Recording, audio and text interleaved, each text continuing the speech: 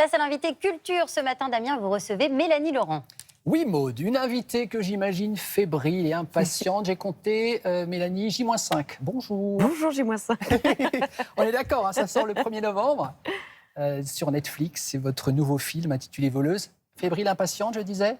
Fébrile, impatiente, excitée, pour l'instant encore heureuse, tout va bien.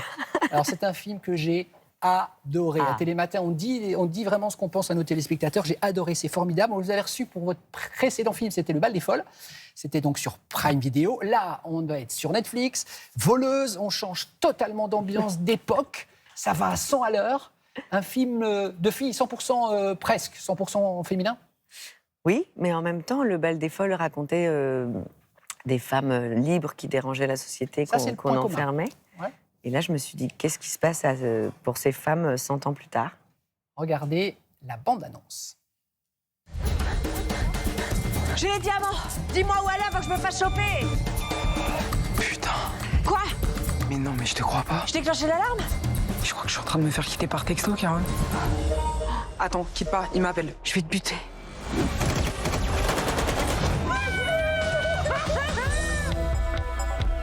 Il y a une nouvelle mission.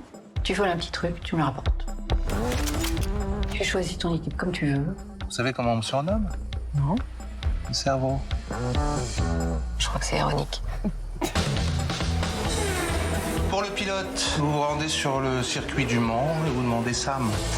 Non mais faut qu'on lui paye un verre. Et des fringues. Pour les armes, vous demandez un certain Clarence. Ça, qu'est-ce que c'est? Un fruit. Non, une grenade. Une grenade dans une grenade. C'est l'idée. Et du coup, là, par exemple, il y a quoi là-dedans? Ça? Ouais. C'est un œuf. Mélanie, voilà pourquoi j'ai adoré votre film. C'est parce qu'à la fois, c'est un thriller, donc vraiment avec un suspense, on est tenu en haleine, et en même temps, il y a de l'humour tout le temps. On est mort de rire. Vous étonniez à ce mélange des genres, parce que c'est plutôt rare d'avoir de l'humour dans ce type de film. On a décidé que c'était une comédie d'action, mais c'est vrai que oui, on avait envie d'être libre, vraiment. Donc il y a de l'humour, il y a un petit peu de drame. C'était important aussi que quand elles sont en pleine mission, on ait un peu peur pour elles.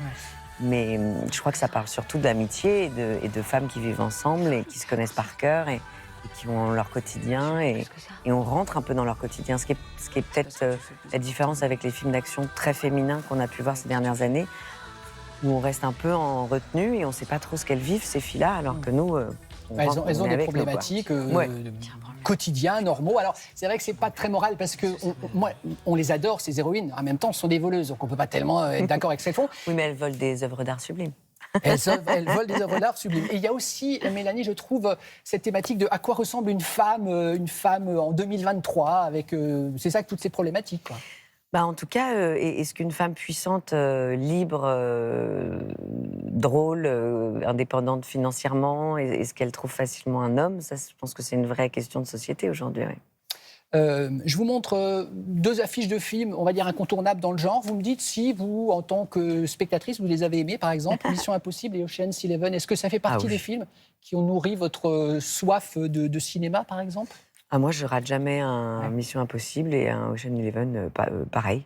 Mais, par exemple, tous les Ocean's 11 masculins, il y avait ce truc de prendre du plaisir, avoir des acteurs qui prennent du plaisir ensemble, alors que quand ils ont fait celui féminin, le casting était fou, c'était que des grandes actrices, mais on avait moins envie de passer du temps avec elles parce qu'il y avait un côté comme ça, très femme fatale, un peu froid, distante. Un petit peu, ouais.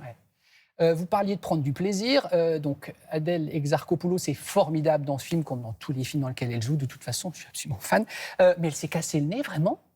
Ouais, enfin, on lui a cassé le nez. On lui a cassé le nez, ouais. En un mot, ça s'est passé comment? Je crois qu'elle a évidemment... Non, mais c'était une répétition et il y a eu un changement de chorégraphie qu'elle a oublié pendant une seconde et le coup est parti, on s'est arrêté 3 semaines et... Donc il a fallu bousculer le plan de tournage? Bah ça, c'était pas grave, c'est surtout son nez qui a été bousculé, mais elle a été extraordinaire comme... c'est là où je me suis rendu compte vraiment que choisir Adèle, c'était pas seulement parce que j'avais écrit pour elle, pas seulement parce que c'est une actrice remarquable, pas seulement parce qu'elle est pro, pas seulement parce que tout ça, mais elle est quand même tombée dans les pommes, elle avait du sang partout et elle m'a dit « J'espère que tu as filmé la scène ».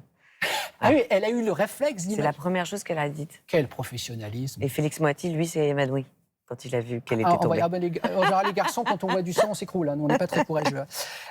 C'est donc sur Netflix à partir de mercredi. Combien de pays potentiellement Netflix? 190, je crois. Donc votre film va sortir dans 190 pays. Ce qui est plutôt agréable. Ah ben j'imagine, évidemment, quelle belle et grande salle.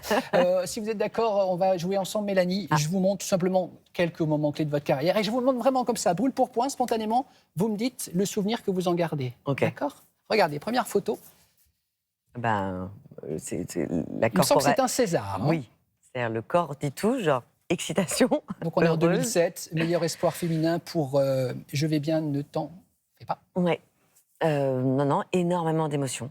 Le monde s'arrête et on a du mal à y croire. 2 ans Bah, plus tard. Ah ben, 2 ans. Elle est géniale cette photo. 2 ans plus tard, Mélanie, on part chez Quentin Tarantino, 2009. 2 ans plus tard. Ouais, 2009 normalement, je crois. Hein, c'est Inglourious Basterds.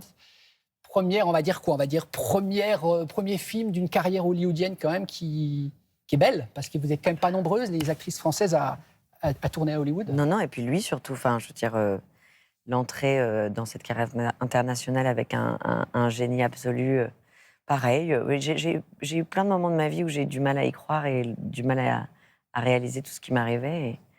Et ce film fait partie aussi de ces moments complètement fous dans une carrière. Les filles du bureau m'ont dit, demande à Mélanie, c'est comment quand on est à côté de Brad Pitt? Alors, Je n'étais pas beaucoup à côté de Brad Ouais, je Pitt dans sais. celui-là. Mm. Donc, voilà. Mais Mais j'ai vous fait un film après avec Après, lui, réalisé par Angelina Jolie, donc je l'ai plus vu. Mais non, c'est un mec super. Jake Gyllenhaal, Oui. là on est en 2013. Le film s'appelle Ennemi. Quel Oui. souvenir vous en gardez? Denis Villeneuve, adorable, incroyable, un peu perdu dans ce film, très compliqué à même comprendre. Enfin, voilà. Mais en même temps, une totale confiance en ce qu'il allait en faire. Et voilà, c'était incroyable aussi de faire partie de ce film. Mélanie Laurent est sur notre plateau, on en est très heureux. Donc son film sort sur Netflix à partir de mercredi, ça s'appelle Voleuse. On ne vous le recommande pas, on vous oblige. Il faut le voir, vous allez passer un moment délicieux. Vous restez avec nous quelques instants, Mélanie. On va marquer une pause et on va revenir avec des surprises, notamment musicales. Et en parlant de musique, j'ai choisi une des chansons qu'on entend dans votre film. Ok. Ça tombe bien, on adore cette chanson. À tout de suite.